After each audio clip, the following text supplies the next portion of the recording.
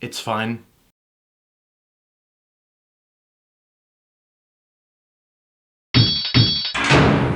You know, few things bum me out more than movies that should be great but only rise to good enough, because they tend to feel like a lack of effort. Really good or really bad happens when you're putting your effort and all into something, but hitting the middle and coasting is, yeah, just that, coasting. The only thing's worse in that scenario is when you feel guilty about it, as though you suspect that maybe good enough should actually count as good in this case and your expectations are being unreasonable. I'm inclined to feel like that might be the case with Halloween. I mean, the entire franchise. They've made enough of these at this point that even I'm not 100% sure when it comes to the math on whether this counts as the second reboot or merely the first in-continuity reboot, while still being only the third time they've called one of them just Halloween. But the only actual good one is still the original, and like Jaws, it was good in a way that left very little room or necessity to be continued or improved upon. But they tried and kept trying and kept failing, which in turn makes the original only rise in stature to the point where you kind of forget that, yeah, it's a classic, but it's also a stripped down, lean, no-frills experience without a lot to build from, which is why no one has been able to build anything from it. In other words, can you really hold it against this new Halloween to advertise the reassertion of a genre legacy and only come up with good enough when good enough seems to be the ceiling for Halloween movies?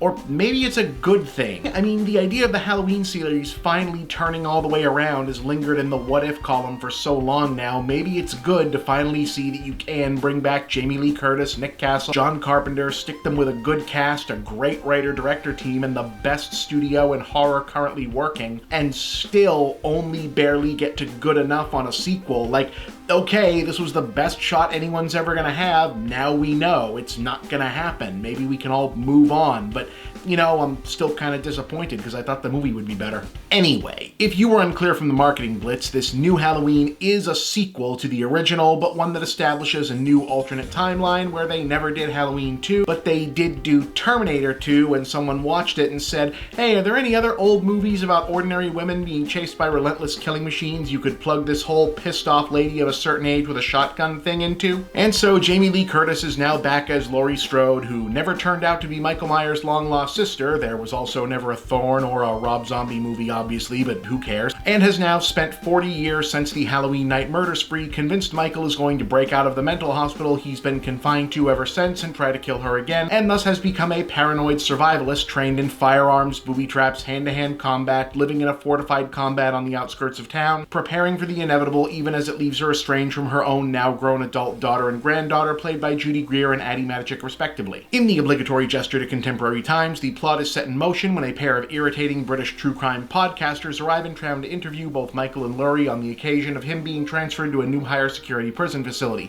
Naturally, he escapes mid-transit and makes a beeline for the old neighborhood, and for Laurie's family in particular because well, that's kind of one of the big issues here. The new Halloween wants to dispense with the baggage of the franchise, but it can't seem to find an escape from the franchise only existing because of all that baggage. Dumping the stupid plot twist of Laurie and Michael having a special prior connection was the right idea, as is spending so much of the first act on modern-day characters theorizing about what must be going on with Michael to make him the way he is, only to have Laurie repeatedly slap them down like, no, don't overthink him, there's nothing to figure out, it's pretty simple, he's just a big, strong, evil guy who kills people, period, the end. But even though that's where the plot is, on the overarching level, the film is still obviously all the way invested in the meta-narrative of the actress who played the slasher movie Final Girl coming back as a grandma-age badass, so you end up with this constant dissonance of the main narrative repeatedly making the point about Michael and Laurie not being vessels for symbolism and mythic meaning, while the music, atmosphere, cinematography, editing, pretty much everything used to convey that narrative seems to be making the exact opposite point.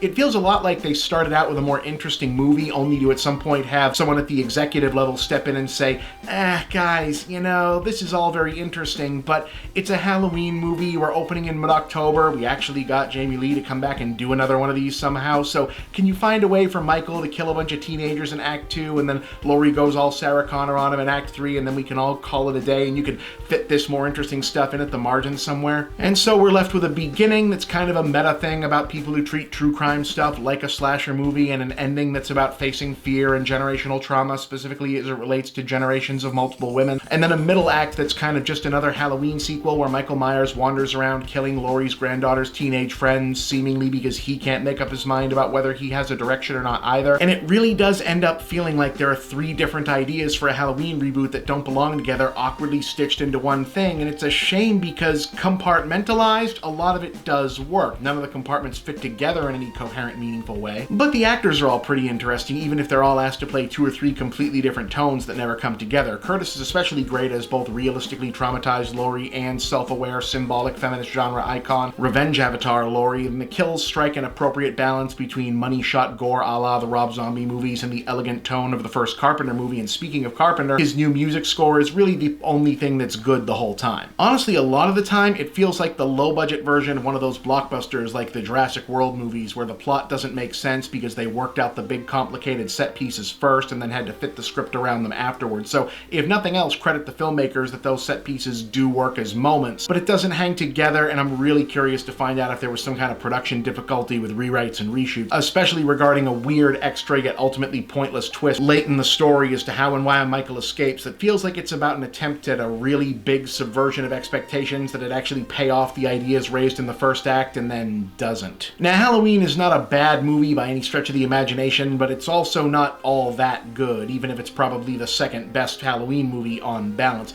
Less sequel, reboot, or whatever you want to call it than an adaptation of the pitch meeting where everyone threw out new ideas of how they might make a Halloween movie without actually settling on one. 2 stars. Did not see this being that much of a letdown, but oh well.